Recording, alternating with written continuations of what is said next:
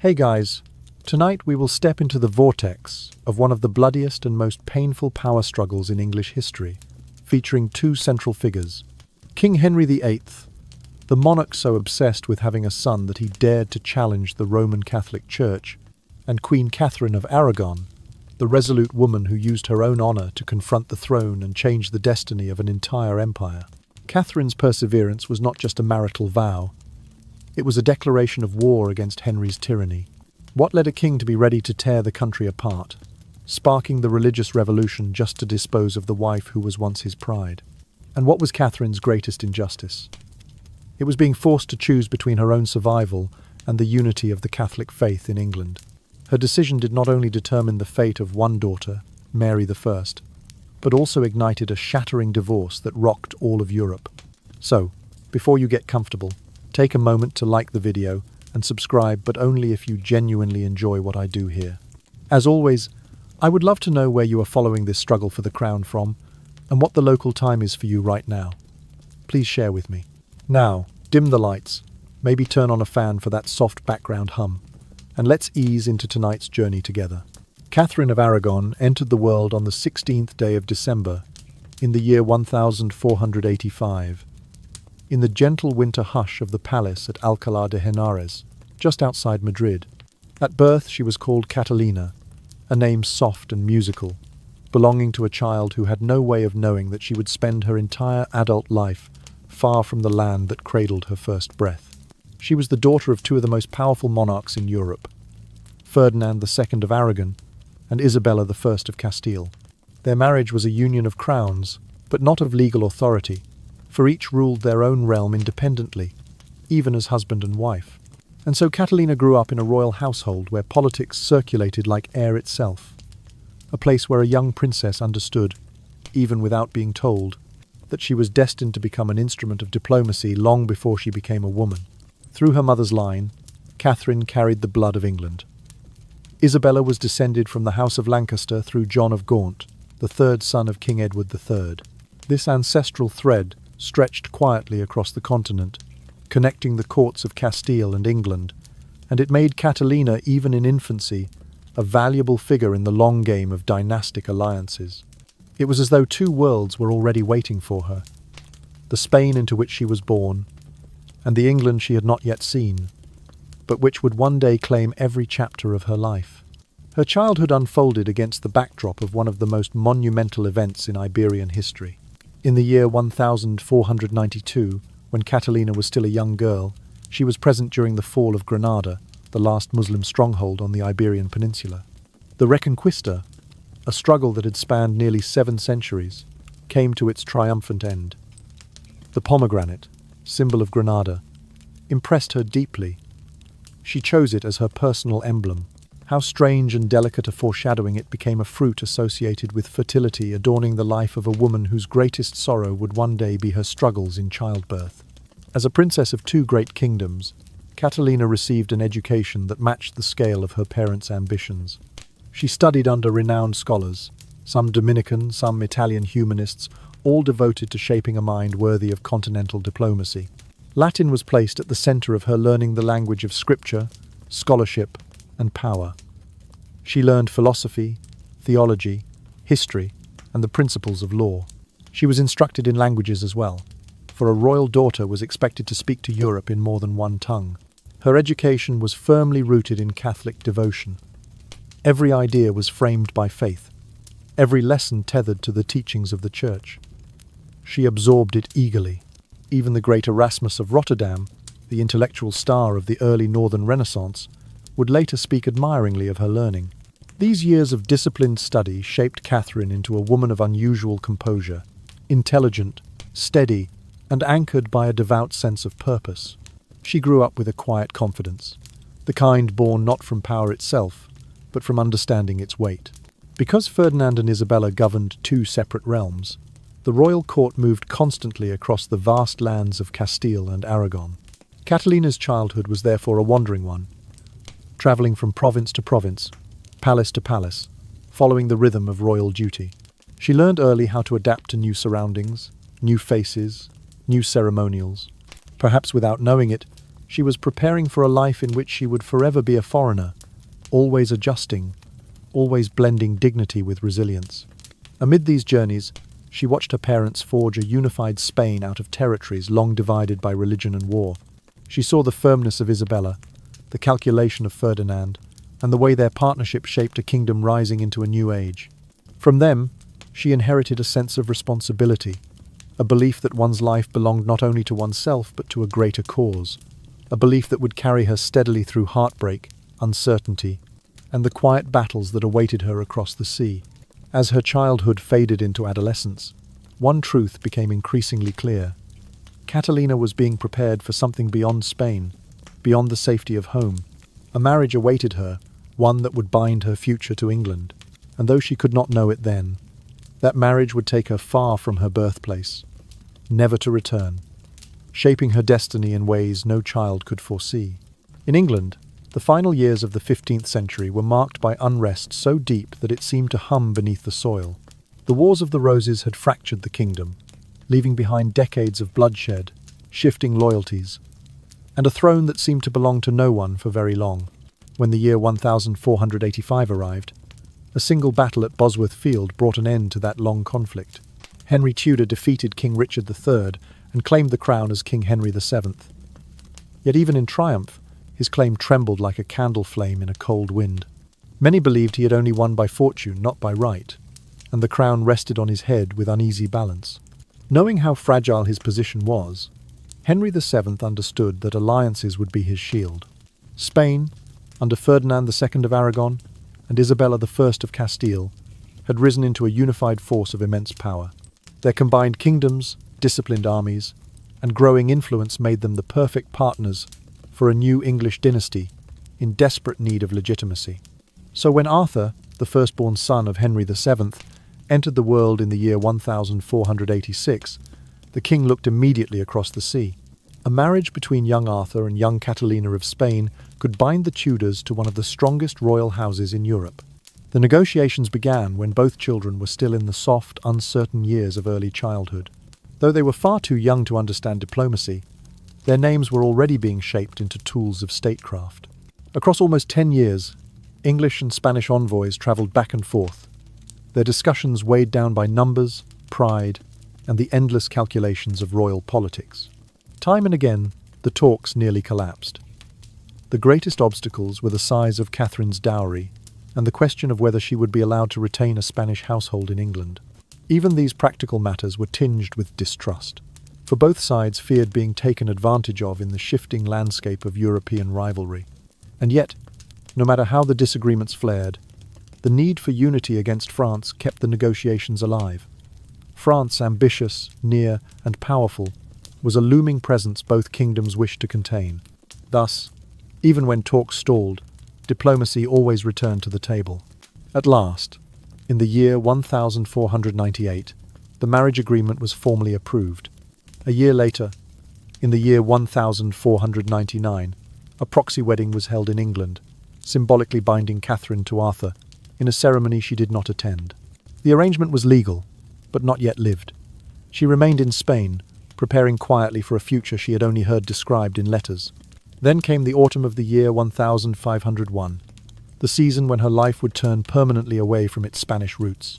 Catherine departed her homeland, leaving behind family, language, and the warm skies of her childhood. The voyage across the sea was not simply a journey of distance, but a crossing into a fate from which she would never return. She arrived at Plymouth on the 2nd day of October, and England welcomed her with a long ceremonial progress through its towns and countryside. For 5 weeks she travelled slowly toward London, greeted by processions, feasts, and joyful crowds, who saw in her a promise of peace between kingdoms. The air was crisp, and the days shortened as she moved northward, adjusting to the colder climate, the unfamiliar voices, the weight of expectations settling softly around her shoulders. On the 14th day of November, in the year 1501, beneath the vaulted stone arches of St. Paul's Cathedral, Catherine of Aragon and Prince Arthur were Wednesday. The ceremony was splendid and carefully crafted, a symbol of unity not just for the young couple, but for England and Spain alike. Yet beneath the gold and silk, under the music and incense, destiny stirred with a quiet warning. No one present could foresee that this marriage, celebrated with such hope, would become the first step into a long chain of sorrow, shaping the future of kingdoms and the fate of Catherine herself. It was the beginning of a story woven with beauty and tragedy, and Catherine, still barely more than a girl, was stepping into a life that would ask far more of her than she could possibly imagine. Immediately after the wedding, Catherine and Arthur travelled to Wales, where the young couple were expected to fulfil the ceremonial responsibilities of the Prince and Princess of Wales. The air there was colder, the landscape quieter, and life seemed to settle into a gentle rhythm, brief, fragile, and destined not to last. Only a few months had passed when the shadow of illness fell upon them both. The sweating sickness, a mysterious and deadly epidemic that struck without warning, swept into their household. Its symptoms rose quickly like a storm. Sudden chills, fierce fever, and the relentless drenching sweat that gave the disease its name. Catherine suffered through its violence and survived, but Arthur did not. On the 2nd day of April, in the year 1502, the prince died at just 15 years of age. With Arthur's death, Catherine's world collapsed in a single moment. At 16, she became a widow in a foreign land, a place whose language she was still learning, whose customs she barely understood, and whose court she had entered as a stranger. England no longer felt like a kingdom she was meant to join, but a vast and unfamiliar country that seemed to push her toward isolation. And though she wished desperately to return to Spain, that door did not open. Diplomatic obligations held her fast. Henry VII, who at first had spoken gently about caring for Catherine, soon revealed a colder intention. Instead of honouring the financial agreement set out years earlier, he made efforts to retain the Spanish dowry, leaving Catherine in a difficult and humiliating position. Her status grew uncertain, her income dwindled, and the promises once made began to dissolve. Yet despite these hardships, Spain and England both recognized the importance of their alliance. Neither kingdom desired the political cost of abandoning the other. The only viable solution seemed to be a second marriage, this time between Catherine and Henry, the younger brother of the late Arthur. Henry was almost 6 years younger than she was, a boy just entering adolescence. Even so, the prospect of this union looked promising, a way to preserve the alliance and secure both nations' interests. Negotiations resumed, and for a time, it seemed that Catherine's future was finally being pieced back together. But fate shifted again when Queen Isabella of Castile died. Her death sent tremors through Spanish politics, as questions of succession and authority emerged openly. The English court watched closely, wary that weakening stability in Spain might make the alliance less valuable. Doubt settled in like winter frost. The marriage negotiations slowed, then stalled, then slipped into an uncomfortable silence. England hesitated. Spain struggled with internal disorder, and Catherine, caught between the two, was left without direction. She remained in England, not permitted to return home and not embraced fully as a future bride. Her existence became a suspended one, not princess, not wife, not widow in her own land. She lived at Durham House in London, surrounded by a shrinking Spanish household. Illness visited often, money was scarce. Letters from home arrived with too few assurances. Even the young Henry, the boy she was supposed to marry, was kept at a distance, instructed not to grow too familiar with her. The years passed with slow, heavy steps. Catherine endured them quietly, bound by duty and hope, though neither rewarded her. Her father, her sister, the Spanish ambassadors, they offered encouragement, but none could alter the decisions made in distant courts. She was a princess in name, but her reality was shaped by uncertainty and loneliness. It was not until the year 1509 that the clouds began to part. Henry VII died, and his son, the same Henry, who had once been her shy, distant brother-in-law, ascended the throne as King Henry VIII. Young, spirited, eager to break away from his father's cautious shadow, he made his intentions clear, almost immediately. The long-delayed marriage that had hung over their lives for years would finally take place. For Catherine, it was as though the world exhaled after holding its breath far too long. The years of doubt, poverty, and diplomatic limbo seemed to lift in an instant.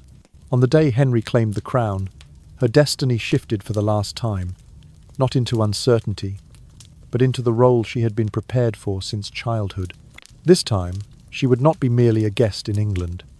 This time, she would sit on the throne beside the king. This time, Catherine of Aragon became the true Queen of England. The wedding took place on the 11th day of June, in the year 1509, beneath warm summer light and layers of ceremony meant to announce a new beginning for England. Only 2 weeks later, Catherine was crowned at Westminster Abbey, raised before the kingdom not as a foreign princess but as its rightful queen. In those early months, the air around the young royal couple felt bright and full of promise, as though the burdens of the past had been brushed away by celebration and gold-laced pageantry. This period marked the beginning of the most brilliant chapter of Catherine's life. Henry, still youthful and unburdened by the obsessions that would one day consume him, adored her. He admired her intelligence, her grace, and the steady composure that seemed to anchor his newly claimed throne. Catherine became his companion not only in marriage but in governance. To the envoys of Europe, she was the bridge that connected England and Spain. She translated, she advised, and on many occasions she spoke with the authority of her father, King Ferdinand II, when Spanish interests needed a presence at the English court. Her knowledge of languages, her diplomatic training since childhood, and her instinctive calm impressed nearly everyone who met her. More than one ambassador wrote home in astonishment that the Queen of England possessed a sharper political mind than many kings. She could pass treaties, understand military reports, and speak about foreign alliances with a clarity that surprised those who had underestimated her because of her youth or her gentle demeanour. The height of Catherine's influence came in the year 1513. Henry crossed the Channel to wage war in France, seeking glory, honour, and echoes of the legendary kings he idolised. In his absence, Catherine was appointed Regent of England, effectively governor of the realm. The title was ceremonial for some queens, but not for her. When Scotland advanced southward in support of France, Catherine did not retreat into fear or ceremony. Instead, she prepared an army. She oversaw logistics, coordinated supplies, and supported the Earl of Surrey as he marched to confront the Scottish threat. The climax came at the Battle of Flodden on the 9th day of September. England won a decisive and brutal victory. King James IV of Scotland was killed on the field, along with many of his leading nobles. The triumph was immense, and Catherine's involvement was undeniable. With a firmness that startled even hardened soldiers, she sent Henry a token of the victory, the blood-stained coat of the fallen Scottish king. It was not cruelty, but a declaration that she had protected his kingdom in his absence. This was the moment when Catherine stood tallest in the eyes of the English people. She was strong without losing her gentleness, devout without losing her wisdom, regal without losing her humanity. Many saw her not simply as the queen, but as the mother of the nation, a woman who guided England with both mind and heart. In those years, she seemed unshakable, beloved by the people, respected by the court, supported by her powerful family abroad. But beneath the triumph and the admiration, a quiet shadow had begun to stretch across her life. Catherine's pregnancies, so closely watched by the court, ended again and again in tragedy. She suffered miscarriage after miscarriage, stillbirth after stillbirth, as though each hope was destined to slip through her hands before it had time to take root. Only one child lived beyond infancy, a girl named Mary, born in the year 1516. Catherine loved her deeply, fiercely, and with all the tenderness in her heart. Yet for Henry, Mary was not enough. The king, filled with the heat of youth and ambition, saw the future differently. England had never been ruled securely by a woman, and the Tudor line, still fragile, still young, needed a male heir. Each loss hardened his worry. Each failed pregnancy widened the space between husband and wife. Catherine, once his partner in every matter, slowly found herself watched not for her counsel but for her ability to produce a son. And so, while the world still saw a radiant queen at the height of her glory, a quiet crack was forming beneath her feet. Her greatest vulnerability, her struggle to carry a child to term, began to shape not only her marriage, but the destiny of England itself. For within that silent sorrow lay the seeds of a crisis that would become one of the most profound turning points in English history, and the beginning of Catherine's long descent from the throne she had once ruled with such quiet, steady brilliance. From the year 1510 to the year 1516, Catherine endured a sorrow that unfolded slowly, quietly, and with unbearable repetition. Pregnancy after pregnancy slipped away from her miscarriages, stillbirths, infants who lived only for hours. Each loss carved deeper into her spirit, leaving her with a pain she carried in silence. Though she was a gentle and devoted mother, fate had given her the cruelest burden a queen could bear: the inability to give the kingdom a surviving son. In a court where lineage meant stability, and stability meant survival, this was not merely a private grief. It was a political catastrophe. Henry VIII, once the affectionate young king who admired Catherine's intelligence and steadiness, began to change. At first, the shift was subtle, a quiet frustration hidden behind smiles. But with each lost child, something hardened within him. The king who once saw Catherine as his equal in mind and heart began to see her only through the narrow lens of succession. When Catherine turned 35, Henry's impatience became impossible to ignore. He began seeking affection elsewhere, turning towards secret romances, as if searching for proof that destiny had wronged him, not he himself. Among these affairs, one stood out: his liaison with Elizabeth Blount, a young woman at court who, in the year 1519, bore him an illegitimate son. Henry named the child Henry Fitzroy, son of the king, and acknowledged him publicly. This moment struck Catherine deeply, for it showed her husband's growing belief that she, not he, was the root of their failure to produce a male heir. The existence of Fitzroy became, in Henry's mind, confirmation that the fault was not in the king. As the years pressed on, Henry's thoughts turned increasingly toward divine judgment. The idea formed slowly, then consumed him with the persistence of a haunting. He became convinced that God had cursed his marriage, punishing him for marrying the widow of his brother Arthur. He repeated the words from Scripture: "The warning that a man who takes his brother's wife shall remain childless." Though Catherine insisted again and again that her first marriage had not been consummated, Henry clung to his interpretation with growing fervour. It was as though he had found a door, one that promised escape from guilt, from frustration, from the woman who had once been his partner, and now stood between him and a future he desired. And it was in this fragile moment, when Henry's certainty wavered and his conscience twisted itself into knots, that Anne Boleyn stepped into the centre of his life. Anne was unlike the many women Henry had taken as mistresses. She was clever, sharp-witted, and determined never to become merely a passing amusement. She refused his advances, unless he pursued her not as a lover but as a queen, and Henry, restless, eager for legacy, and enthralled by her confidence, became willing to bend the world itself to win her. From here, Catherine's life began to dim. The glow of her early reign faded, replaced by a long, trembling uncertainty. She had once ruled as regent, won battles through strategy, spoken for nations, advised kings. Now she watched her husband drift farther away, drawn toward a woman whose presence at court grew stronger day by day. The whispers began first quiet, sharp, spreading through the corridors. Then came the glances of pity, the subtle rearrangements in courtly gatherings, the shifting loyalties as nobles sensed the change in the king's heart. Catherine, who had given England stability, diplomacy, and unwavering dignity, was slowly being pushed to the margins of a story she had once helped to write. Her struggle to bear sons became the weapon used against her. Her devotion became a shadow. Her crown, once so secure, trembled with every passing month. The road ahead would be darker, still filled with trials, political storms, and heartbreaks too heavy for any one woman to bear. The crisis that now hovered like a silent cloud around the throne would not only reshape Catherine's life, but alter the course of England itself. For the arrival of Anne Boleyn, coupled with Henry's growing obsession, was the beginning of a tragedy that would echo for centuries.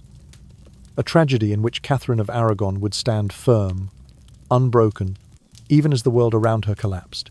Beneath the political storms gathering around the Tudor court, Catherine continued to cultivate something far quieter, but infinitely more enduring: the life of a scholar, queen. While factions whispered, alliances shifted, and Henry's heart turned elsewhere, she built an identity rooted not in ambition or intrigue, but in learning, faith, and the steady nourishment of the mind. It was a world she had carried with her from childhood, a world shaped by Latin scholars, Dominican tutors, and the deeply Catholic intellectual tradition of her parents' court. And in England she allowed that world to blossom. When Catherine arrived on English soil, she brought with her a mastery of Latin rare even among male nobility. She understood theology, philosophy, classical rhetoric, and the histories that shaped Europe. In time, she absorbed fluent French and English, though in her private chambers she still preferred the warm cadence of her native Spanish. These foundations did more than enrich her personally. They positioned her as one of the most intellectually formidable women of her age. Rather than wield her education aggressively, Catherine used it as a quiet form of influence. She advocated for students, interceded for scholars, and strengthened the intellectual life of the kingdom in ways that few queens before her had imagined. At Oxford and Cambridge, her name became associated with reform and patronage. She lent her support to Queen's College and St. John's College, ensuring that promising minds received the resources they needed. She offered guidance to England's rising intellectuals John Leland, the antiquarian whose work would preserve the nation's medieval heritage, Thomas Linacre, the physician scholar, Richard Pace, the diplomat and humanist who served both crown and country. But the greatest testament to Catherine's scholarly vision came with her invitation to Juan Luis Vives, one of the leading humanists of Spain. When she brought him to England, it was not merely out of nostalgia for her homeland, it was an act of purpose. Vives soon produced a groundbreaking work, The Education of a Christian Woman. In an era when most believed women required little beyond piety and obedience, Vives argued that they deserved a full intellectual formation, that girls should learn scripture, languages, philosophy, that the mind of a woman was not a vessel to be kept empty, but a lamp meant to shine. He dedicated the book to Catherine herself, and within its pages he outlined an educational program for the young Princess Mary Catherine's only surviving child. Through this, Catherine ensured that Mary would grow not as a silent ornament of the court, but as a potential sovereign of intellect and conviction. She wanted her daughter to be capable, articulate, and spiritually grounded, a queen not only in title, but in mind. Yet while Catherine's influence extended to England's universities and scholars, her heart remained deeply tied to Spain. In her private moments, she never allowed herself to forget her roots. Her household staff was predominantly Spanish. Her confessor, her closest ladies-in-waiting, her servants all shared her language and her memories of the land she left behind. For her, speaking Spanish was not only a comfort, it was a link to her identity, a reminder of the lineage and faith that shaped her soul. Even after decades in England, Catherine remained unmistakably Spanish, devout, dignified, disciplined.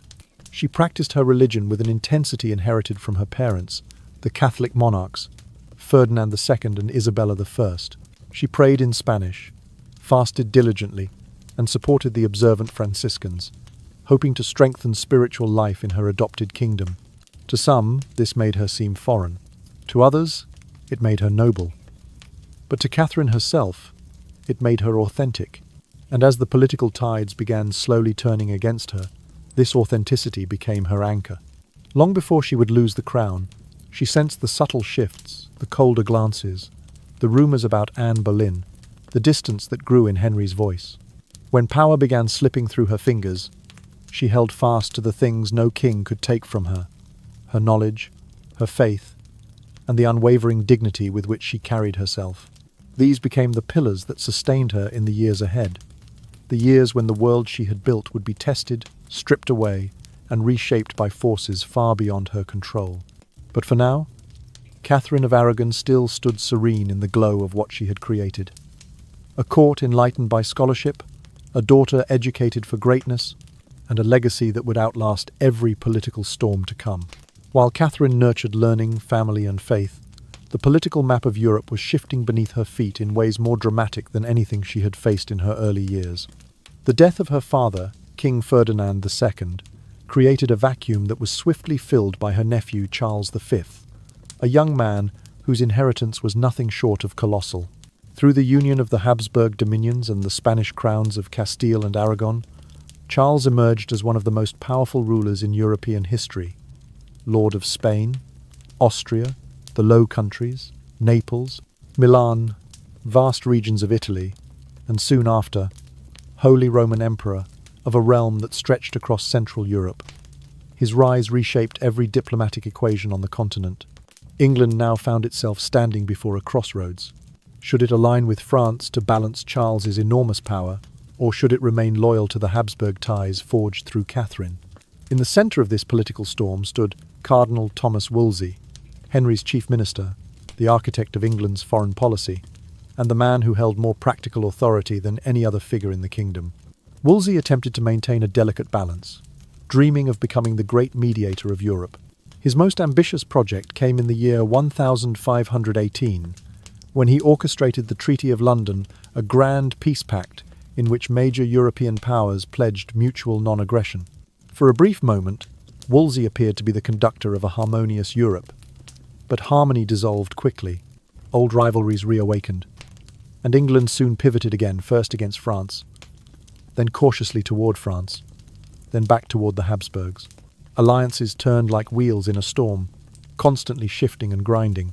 And in these shifts, Catherine found herself increasingly sidelined. In the early years of Henry's reign, Catherine had been the natural voice for Spanish interests. But after Ferdinand's death, when Catherine's older sister Juana was declared mentally unfit and placed under confinement, Spanish politics became tangled in uncertainty. With Juana effectively displaced, and Charles V rising as an independent superpower, England no longer looked to Catherine as a diplomatic guide. Her family's influence, once towering, began to feel distant in the eyes of Henry's court. Wolsey, ambitious, pragmatic, and deeply proud, had little interest in sharing influence with the Queen. Henry, intoxicated by visions of becoming a warrior king, drifted steadily away from Catherine's counsel. He travelled more, fought more, indulged more, and listened less. In matters of war and diplomacy, he came to see himself as a monarch whose destiny lay in shaping Europe with his sword, not through marital alliances or the advice of a scholarly queen. Catherine felt this change acutely. She had once been the confidant of the king, the translator between kingdoms, the steadying force in negotiations. Now, she found herself consulted less and less. Discussions happened behind closed doors, carried by Wolsey's booming confidence and Henry's restless ambition. Decisions were made without her voice.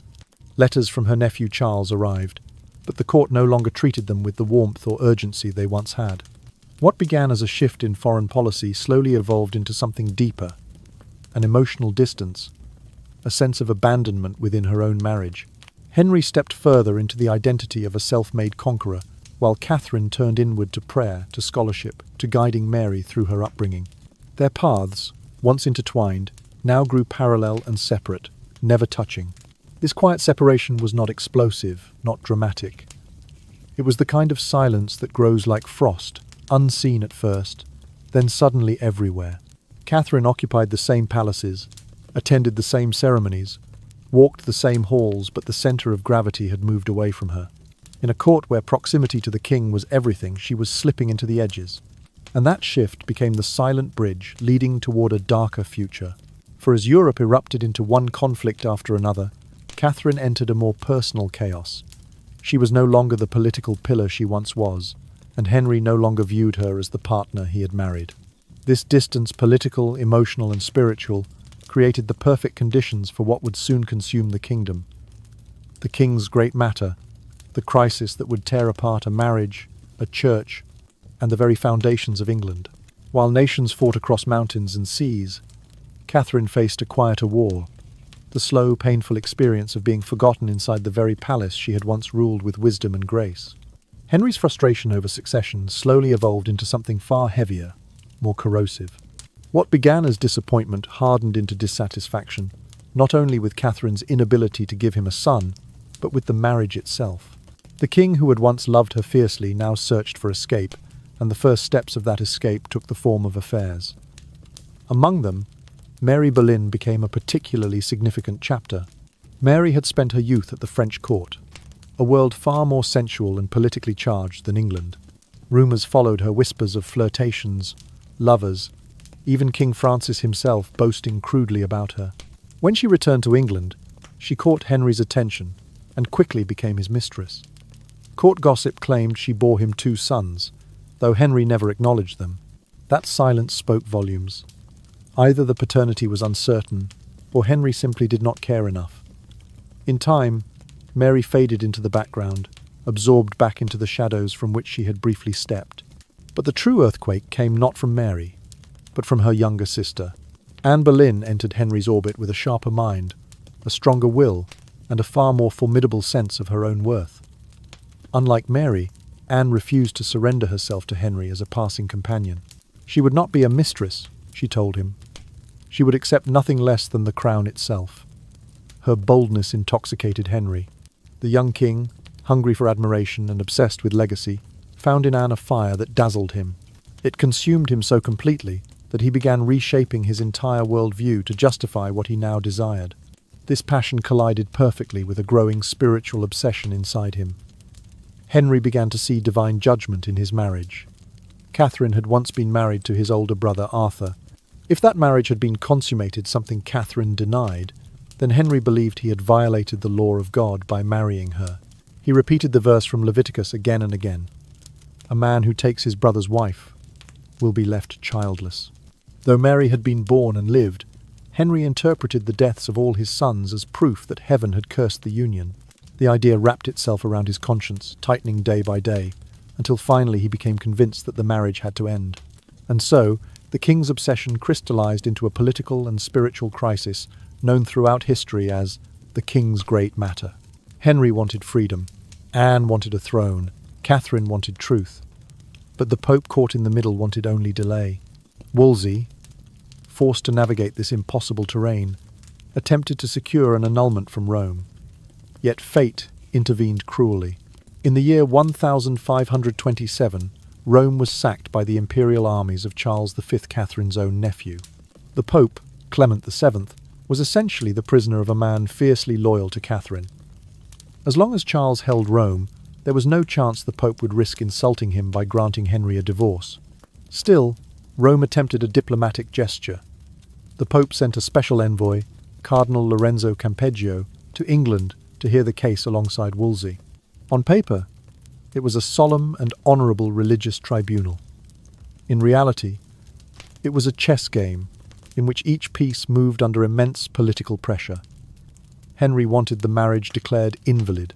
Anne demanded progress after years of waiting. The Pope needed time to appease Charles, time to balance nations at war, time to avoid catastrophe. And Catherine wanted none of it. She wanted only the truth recognized. She held firmly, unwaveringly, that she was Henry's lawful wife, crowned and consecrated before God. She had married him in good faith. She had shared his burdens, borne his children, protected his kingdom in his absence. She refused to accept that all of it could be rewritten because the king desired a new woman.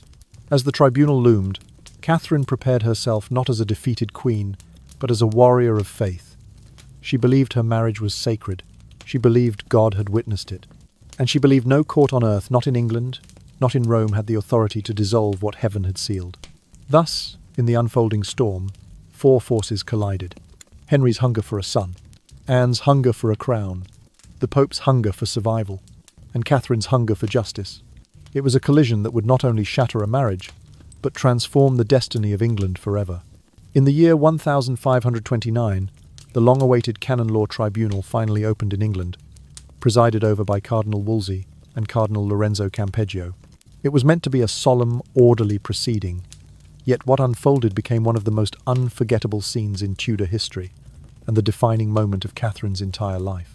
Before an assembly of nobles, bishops, courtiers, and legal scholars, Catherine of Aragon stepped forward and carried out an act that resonated like a bell across the kingdom. She walked toward Henry, her husband of 20 years, then knelt before him. In a voice steady but laden with sorrow, she spoke not as a queen defending her crown, but as a wife defending her truth. She reminded Henry that she had been faithful, obedient, and devoted, that she had honoured him in all things, and that their marriage had been built on mutual consent and consecrated before God. Most crucially, she testified firmly and publicly that her marriage to Prince Arthur had never been consummated. The union Henry now claimed was against divine law had never been what he said it was. Her words moved many in the chamber, but when Campeggio called her to return to her seat and continue the hearing, Catherine did something no one expected. She rose to her feet, turned away from the court, and walked toward the exit. Courtiers called after her. Officials urged her to obey. But Catherine did not stop, did not hesitate, did not look back. That simple step out of the courtroom was her declaration of war. By leaving, she rejected the legitimacy of the trial itself. She would not allow herself to be judged in an English court that she believed had already sided with Henry. Instead, she proclaimed her intention to appeal directly to Rome, directly to the Pope, since only Rome, in her eyes, had true authority over marriage. Her departure threw the entire proceeding into chaos. Cardinal Campeggio, already instructed by Rome to delay rather than decide, stretched every rule he could to avoid issuing a verdict. The Pope, still effectively under the influence of Charles V after the sack of Rome, refused to anger Catherine's powerful nephew. Henry grew more impatient by the day, and Wolsey, trapped between royal fury and papal hesitation, found himself sinking swiftly into political ruin. By July of that same year, the court was suspended, postponed indefinitely. But everyone understood the truth. The tribunal had collapsed. No answer was coming. No clean verdict would rescue Henry from his dilemma. The country waited for Rome, Rome waited for Charles, and Henry waited for a miracle that would never arrive.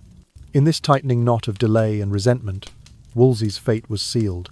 Once the king's most trusted minister, Wolsey was now blamed for everything: for failing to persuade the Pope, for failing to pressure Campeggio, for failing to deliver the annulment.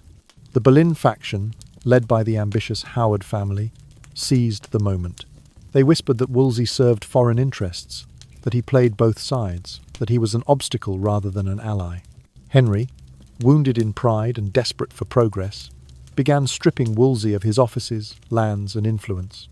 Banished toward his northern archbishopric like a disgraced general sent into soft exile, Wolsey died on the journey, broken by illness, stress, and humiliation, before he could be arrested and brought to trial.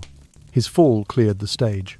His place at Henry's side would be taken not by another churchman, but by someone colder, sharper, and far more radical: Thomas Cromwell. Where Wolsey tried to negotiate with Rome, Cromwell proposed something unthinkable. If Rome will not bend, England must break free. The king should not wait for permission.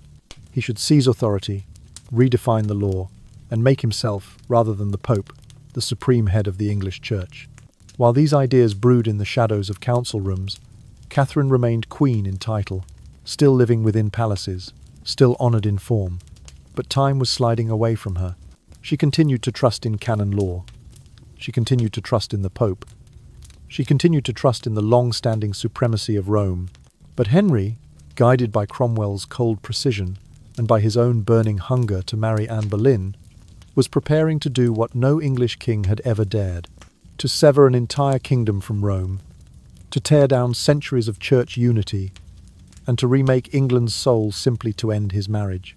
Catherine did not yet know it, but the world she had lived in her entire life was about to disappear. From the year 1531 onward, Thomas Cromwell and the circle of scholars and lawyers surrounding Henry VIII began shaping a new and astonishing doctrine, one that would pull England into an irreversible transformation. Their argument was simple in wording, but seismic in consequence. The King of England, not the Pope, was the true head of the English Church. In the midst of the Protestant Reformation that was sweeping across Europe, this idea found fertile soil. Reformers questioned the authority of Rome, kings questioned the flow of money to the Vatican, and scholars debated scripture with a boldness unseen for centuries. Henry did not embrace these ideas out of religious conviction. Theology did not stir him. Politics did. Power did. And above all, his desire to be free from Catherine drove him. If the Pope would not grant him an annulment, then Henry would simply carve a new pathway. A pathway that severed England from Rome's jurisdiction entirely.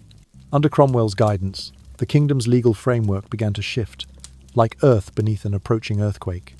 In the year 1531, the English clergy, under tremendous pressure, acknowledged Henry as supreme head of the Church of England. It was a reluctant acknowledgement, one forced by political fear rather than spiritual alignment. But on paper, in law, the old world tilted. Rome was no longer the unquestioned authority. For Catherine, this moment was a devastation unlike any she had ever known. It was a double blow. First, the rejection of the Pope she had revered since childhood. Second, the realization that Henry was dismantling the very religious structure that protected her marriage. This was not merely political maneuvering, it was the formal beginning of her erasure. Then, in the final weeks of the year 1532, Henry and Anne Boleyn married in secret. Early the next year, they held a formal ceremony. The king had already acted as though the annulment were inevitable. He simply needed the church courts of England to confirm what he had decided in his mind. In May of 1533, Archbishop Thomas Cranmer, recently elevated and deeply aligned with Cromwell's reforms, convened a special ecclesiastical tribunal at Dunstable Priory. There, after reviewing the case with breathtaking speed, he declared Henry's marriage to Catherine null and void. Days later, he validated the marriage between Henry and Anne. With a few strokes of a pen, Catherine, queen for more than 2 decades, was stripped of her title, her status, and her place beside Henry. She became, in the eyes of the new English church, a woman whose marriage had never truly existed. But for Catherine, the pain ran deeper than politics. To her, this was not the loss of the crown. She could accept a simpler life. It was the loss of her identity as Henry's true wife. The identity she had built through 20 years of loyalty, sacrifice, and love. The idea that her marriage could be dismissed, rewritten, erased it, wounded her in a way nothing else ever had. Yet even then, Catherine refused to yield. She stood firm in her conviction. Before God, before conscience, before the ancient laws of the Roman Church, she remained the only lawful wife of Henry VIII. No decree from Cranmer, no legislation from Parliament, no marriage ceremony with Anne could alter what she believed heaven had sanctified. After the ruling, Catherine was ordered to leave court. She was forbidden from appearing before Henry or Anne. Palaces where she had once been honoured became off-limits. She was relocated to estates far from London, places like Ampthill, and later Kimbleton, treated not as a queen but as a burdensome widow placed somewhere out of sight. Her household was reduced, her movements restricted, her contact with Mary tightly controlled. Meanwhile, Anne Boleyn stood beside Henry at banquets, progressions and ceremonies, celebrated as the new queen, draped in jewels and triumph. The daughter she carried in her womb, Elizabeth, was hailed as the future of a renewed Tudor line. But beneath the glittering surface, 2 women walked opposite paths. Anne rose by ambition, charm, and fierce determination. Catherine descended with grace, steady dignity, and an unbreakable belief in truth. If Anne gained a throne by calculation, Catherine surrendered hers with a quiet strength that no exile could extinguish. And though Henry had taken her crown, he could not take the qualities that defined her: calmness, honour, and a spirit that refused to be crushed. These qualities would guide Catherine through every hardship yet to come, all the way to her final breath, when even stripped of title, power, and proximity to her child, she would remain, in the eyes of many, the truest Queen England had ever known. After being stripped of her title as Queen, Catherine was taken first to the moor in Hertfordshire, and from there moved through a series of remote royal residences, each one farther from the heart of power, farther from London, and farther from everything that had once defined her life. Though she was allowed to keep a small household, every aspect of her existence became controlled. Letters in and out were inspected. Visitors required official approval. News was filtered before reaching her. Yet the harshest cruelty was not isolation from court, it was the enforced separation from her daughter Mary. This was the deepest wound of Catherine's life. If losing Henry meant losing a husband, then losing Mary meant losing her very heart. Mary was not only Catherine's only surviving child, she was the embodiment of Catherine's purpose. She was the living proof that Catherine had been Henry's true wife. And she was, in Catherine's eyes, the rightful heir of the Tudor dynasty. Catherine understood the political stakes with piercing clarity. The moment she recognized Anne Boleyn as queen, Mary would legally become illegitimate, a cast-off princess, stripped of inheritance, and erased from the future of England. To Catherine, acknowledging Anne would mean betraying both her daughter's destiny and her own truth. So when Cromwell's messengers demanded her signature, when threats, persuasion, and pressure mounted, Catherine remained immovable. She would never sign any document recognizing Anne or Anne's children. She would never accept the annulment. She would never abandon Mary. Her loyalty to her daughter became her final battlefield, and she stood upon it alone. Beyond the walls of her confinement, ordinary English people still loved Catherine. She was seen as the true queen, the pious, long-suffering, faithful wife, unjustly discarded. This widespread sympathy irritated Henry and alarmed Cromwell. The more the people admired her, the more dangerous her presence became. It was not power they feared, but influence, and so they pushed her farther away. In the year 1534, Catherine was moved to Kimbolton Castle, a cold, ageing residence in Huntingdonshire. It was here, amid heavy stone walls and dim winter light, that she would spend the final chapter of her life. Her household was reduced again. Most of her Spanish attendants were dismissed. Mary remained forbidden to visit her. Catherine lived in just a handful of rooms, often too weak to leave her bed.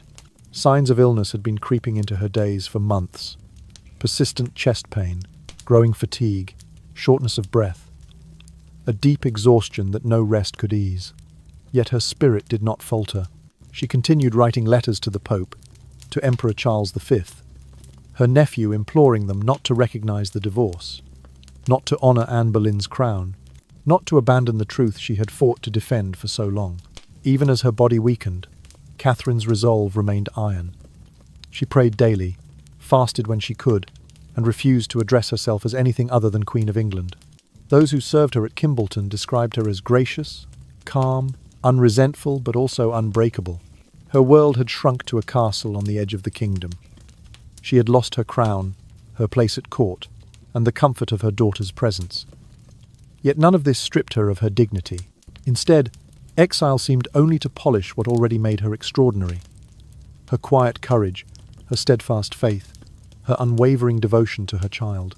In those last years, Catherine no longer ruled from a throne, but she ruled her sorrow with grace. She lived not as a fallen queen, but as a queen without a throne, bearing herself with the quiet majesty of someone who refused to surrender her truth, no matter the cost. And though the kingdom had turned away from her, Catherine of Aragon remained, in spirit and in history, exactly what she had always believed herself to be, the rightful wife of Henry VIII, the legitimate mother of England's princess, and the queen whose dignity outlived the crown taken from her.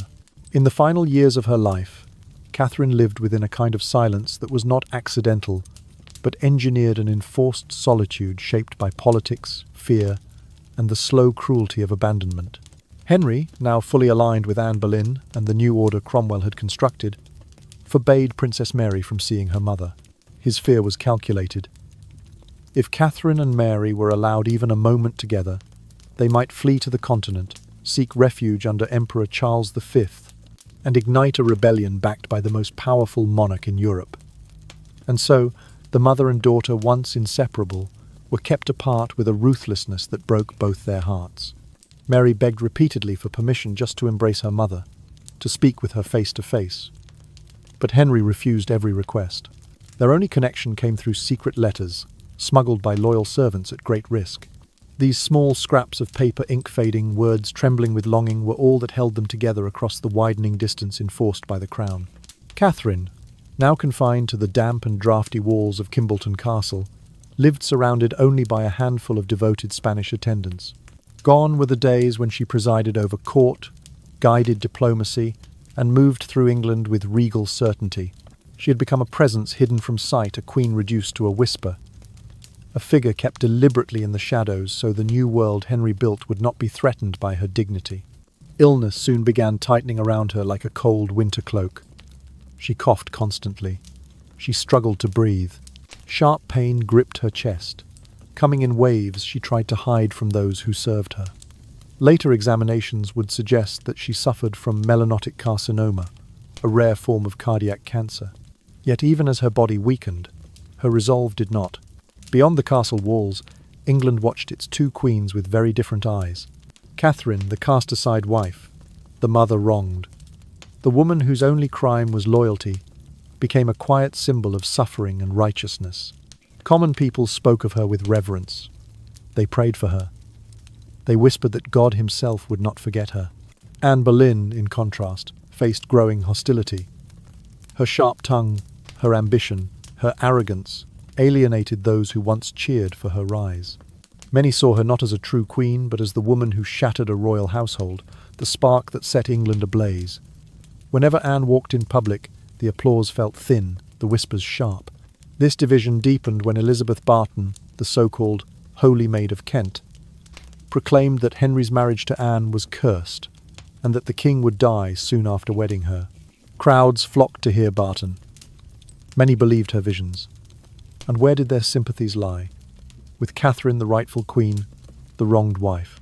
Though Barton was eventually arrested and executed at Tyburn for treason, the fire she lit showed how deeply Catherine remained rooted in the hearts of the people. Then came Parliament's decisive blow, the Act of Succession, passed in the spring of 1534. It declared Anne Boleyn's children legitimate heirs to the throne and labelled Mary, a princess born in a consecrated marriage, illegitimate. In the eyes of the law, Mary was now a child without status, without inheritance, without name. But Catherine did not break. Not when her title was taken. Not when her daughter was stripped of her birthright. Not when sickness hollowed her strength. Not even when England itself turned upside down. Instead, she clung to her truth with the same unyielding force that had always defined her. She wrote secretly to Mary, "Do not acknowledge any queen but me. Do not bend to that which you know is false. Hold fast, my child, for God is just." Night after night, in the cold chambers of Kimbolton, Catherine sat beneath a dim candle flame. No courtiers, no musicians, no royal splendour, only a small wooden crucifix, a few faithful servants, and the ache of a mother's longing filled the room. She had lost a kingdom, but she had not lost herself. And so history remembers her not as a discarded wife, nor a defeated queen, but as something far stronger, a symbol of dignity in suffering, a woman whose courage did not waver even as her world crumbled around her. Catherine of Aragon's final years were marked by heartbreak, but they were also marked by a quiet, unshakable nobility that death itself could not erase. In the final months of the year 1535, Catherine's decline became impossible to ignore. Her servants wrote that she could no longer walk for more than a few minutes without stopping to catch her breath. Her complexion grew pale, almost translucent, as though years of grief had seeped into her very skin. Her body had grown thin, her steps unsteady. Yet her spirit unyielding, fierce, anchored in faith, remained untouched. Even when Henry's government attempted to sever every line of communication, Catherine still found ways to send letters to Princess Mary, to Emperor Charles V, to anyone who might help safeguard her daughter's future. She could be isolated, but she refused to be silenced. In December, the imperial ambassador Eustace Chapuis was finally granted permission to visit her at Kimbolton. When he entered her chamber, he was stunned. Before him sat not the vibrant queen he had once defended at court, but a frail, shadow-like figure wrapped in blankets. Her cheeks were hollow, her hands trembling, her frame shrunken from years of physical and emotional strain. Chapuis, one of her most loyal supporters, nearly wept when he saw her. Yet Catherine's eyes still held the same sovereign fire they always had. When she spoke, her voice was soft from weakness, but steady with conviction. She told Chapuis she did not fear death. That was not what troubled her. What pierced her soul was the thought that Mary, her only surviving child, might be forgotten, cast aside, or forced to swear allegiance to a queen she knew in her heart was illegitimate. Catherine believed that acknowledging Anne Boleyn or her daughter Elizabeth would be the ultimate betrayal. Betrayal of truth, betrayal of faith, betrayal of Mary. And so, even on her deathbed, Catherine remained defiant, unwavering in the same cause she had fought for since Henry first sought to discard her. Winter tightened around Kimbolton Castle, and Catherine's strength waned day by day. On the morning of the 7th of January, in the year 1536, Catherine of Aragon passed away at the age of 50. Those who tended to her later described a profound stillness in the room, as if the castle itself bowed its head to honour her final breath. During the post-mortem examination, the surgeons reported that Catherine's heart was blackened and severely damaged.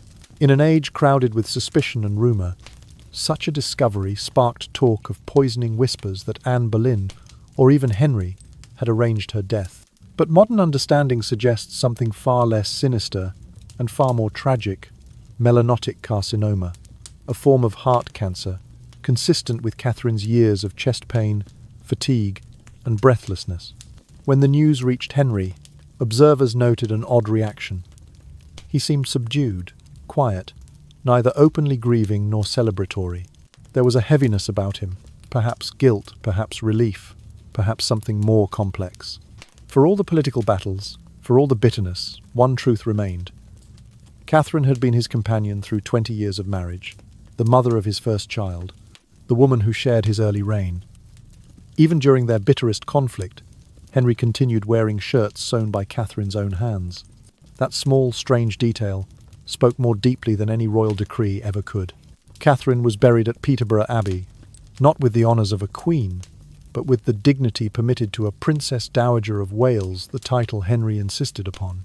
There were no great monuments, no royal procession, no elaborate ceremony, yet the people defied the silence imposed by their king. Crowds gathered, they placed flowers at her tomb, they whispered prayers, and they used the title Henry had tried so hard to erase, Queen Catherine, Hayam. For England, she remained the rightful queen of a broken marriage, the woman whose moral strength had outshone every cruelty inflicted upon her. She had lost her crown, but never her grace. She had lost her place at court, but never her dignity. And she had lost her life, but never the love of the people who remembered her as a symbol of constancy, faith, and endurance. In the end, Catherine of Aragon proved that not all victories need a throne, an army, or a crown. Some victories are quieter, etched into history through courage, loyalty, and an unshakable belief in what is right. And it was these victories, not the ones Henry seized through power, that immortalized her. The death of Catherine of Aragon marked far more than the end of a queen's life. It marked a turning point in the entire history of England. The battle Henry VIII waged to free himself from her was not merely a marital dispute, nor a domestic tragedy confined within palace walls. It became the catalyst for one of the most sweeping religious upheavals in European history, the English Reformation. To set himself loose from Catherine, Henry tore England away from the authority of the Pope. He declared himself supreme head of the Church of England, severing ties that had bound the kingdom to Rome for nearly 1,000 years. From this rupture came a cascade of changes: monasteries dissolved, religious images destroyed, church lands confiscated, and new doctrines introduced that reshaped the spiritual life of the nation. Catherine, steadfastly Catholic to her final breath, would never have supported such a revolution. Yet she was its reluctant spark, its unintended beginning, the silent figure around whom the entire storm first gathered. There is a painful irony in this. To cast Catherine aside, Henry had to change England itself. The crown she once wore became the knife that cut the country's old faith in two. But Catherine's influence did not end with her death. Her legacy lived on in ways even Henry could not control. Through Mary. From the moment Mary was born, Catherine poured every ounce of her learning, discipline, and devotion into her daughter's upbringing.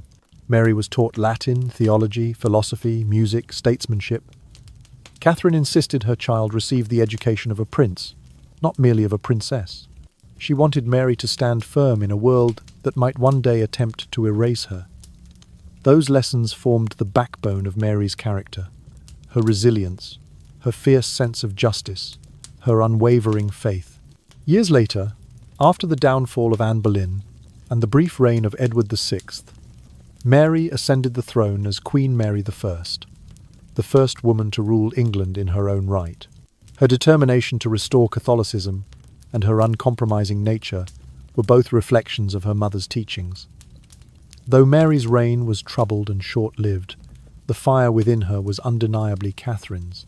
Catherine's legacy extended beyond politics and religion. Through her patronage of Juan Luis Vives, she helped introduce progressive ideas about women's education.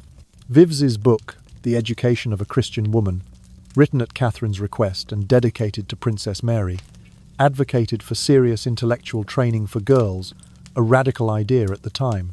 The seeds Catherine planted would grow slowly through English society, eventually shaping attitudes toward women and learning for generations to come. Yet perhaps the most enduring part of Catherine's legacy lives not in institutions, nor in laws, nor even in her royal descendants. It lives in the memory of the English people. To them, Catherine of Aragon remained the true queen, the woman wronged but never defeated. She stood for loyalty without manipulation, virtue without self-righteousness, and strength without cruelty. She never schemed, never sought revenge, never plotted against her enemies. She fought only for truth, for faith, and for her daughter. In the centuries that followed, the contrast between Catherine and Anne Boleyn made Catherine's reputation shine even more brightly. Where Anne was seen as ambition and fire, Catherine was seen as steadfastness and grace. Where Anne's story ended in beheading and scandal, Catherine's ended in sorrow but also in dignity. Her power came not from her crown, but from her character. She lost everything the world could take from her. Her title, her home, her husband's love, her place at court. But she never lost herself. And that, perhaps, is why Catherine of Aragon endures, not as a queen defined by tragedy, but as a woman defined by integrity, courage, and unwavering devotion. Her life is proof that some victories are not written in laws or won by armies. Some victories are won quietly, in the heart, in the soul, in the refusal to surrender what is right. And those victories, Catherine's victories, have outlasted every crown.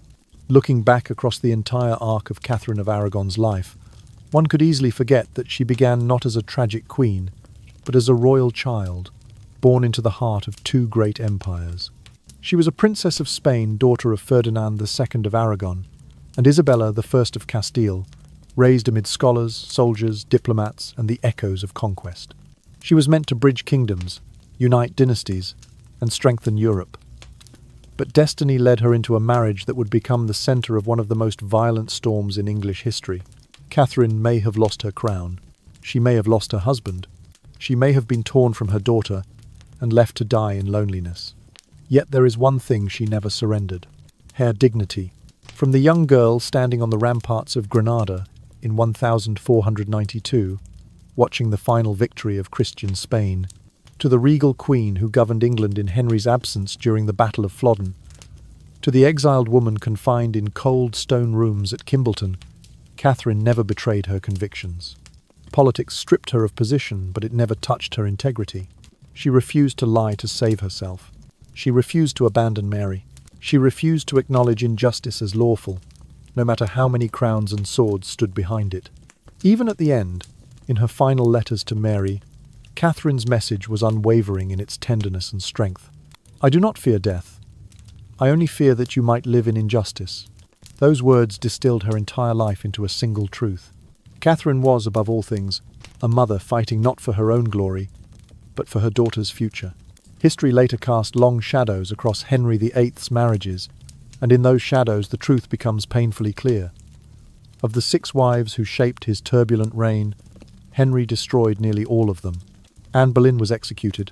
Catherine Howard was executed. Anne of Cleves was dismissed. Even Jane Seymour died from childbirth complications shortly after giving him a son. But Catherine of Aragon, his first wife, his earliest companion, the woman who stood beside him for more than 20 years, was the only one Henry did not destroy. Not because he did not try, but because Catherine refused to allow bitterness, fear, or humiliation to define her. Somewhere within Henry, beneath layers of pride and stubbornness, there remained a reluctant, lingering respect for her. Perhaps it was admiration, perhaps guilt, perhaps memory, but it was real. And history, with the clarity of centuries, sees what Henry could not. Catherine was never the obstacle to his desires. She was never the barrier preventing him from marrying Anne. She was a profound, courageous, deeply learned woman whose strength ran quiet and deep, too deep for Henry's political maneuvers to erase. Her influence lived on through Mary, who rose decades later as Mary I, Queen of England. And though Mary's reign was troubled, the iron core of her character, her intelligence, her devotion, her unshakable resolve, was Catherine's legacy made flesh. Beyond politics, Catherine's patronage of Juan Luis Vives and her commitment to the education of women planted seeds that would slowly reshape English society. She believed that women deserved to read, to think, to learn a conviction far ahead of its time. Over centuries, the image of Catherine has only grown brighter, not because she wielded power, but because she embodied inner strength. She remains the true queen in the eyes of many, the faithful wife, the steady heart, the moral centre in a world ruled by ambition. She did not win through armies. She did not win through courts. She did not win through influence. She won through character. Catherine of Aragon, first wife of Henry VIII, left the world not as a crowned monarch, but as something far rarer. A woman whose virtue outlived the throne stolen from her, whose dignity outshone the king who cast her aside, and whose name is still spoken with reverence centuries later. She died without a crown, yet history remembers her as she truly was. Queen Catherine,